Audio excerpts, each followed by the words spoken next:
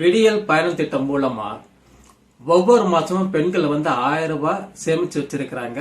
அதே மாதிரி 51 மாசங்கள் 50,000 வரைக்கும் சேமிச்சு வச்சிருக்காங்க அப்படின்னு பெருமிதமா நம்ம சிஎம் முத்துவேல் கருணாநிதி ஸ்டாலின் அவர்கள் இதை பெருமிதமா சொல்லியிருக்கிறாங்க.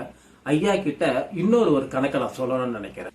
நீங்க வாக்குறுதி கொடுத்தது சாராயம் இல்லாத தமிழகம் அப்படின்னு சொல்லி வாக்குறுதி கொடுத்திருக்க 505 வாக்குறுதியில இந்த வாக்குறுதி இருக்கு. இந்த வாக்குறுதி படி சாராயத்தை மட்டும் தான் நான் சொல்ல வரேன். சாராயத்து மூலமா ஒரு கணக்கு போவோம். அதாவது குடிமகன், குடி பிரியர்கள், குடி லவ்வர்ஸ், அது நிறைய பேர்கள் இருக்கு.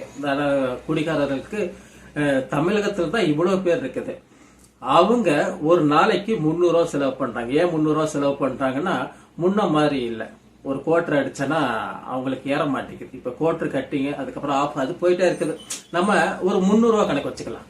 300 ரூபா ஒரு நாளைக்குன்னா மாசத்துக்கு 9,000 ரூபாய், வருஷத்துக்கு 1,08,000 ரூபாய்.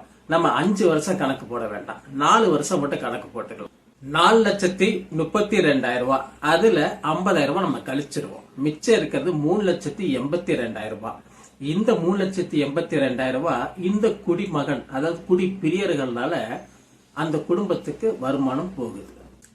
அதனால நான் ஒரு வேண்டுகோள் வைக்கிறேன், முத்துவேல் கருணாநிதி மு.க. ஸ்டாலின் அவர்களே, நீங்க சொன்ன மாதிரி குடியில்லாத தமிழகம் என்று மாறும், என்று வரும் அப்படின்னு ஒரு கேள்வி இருக்குது.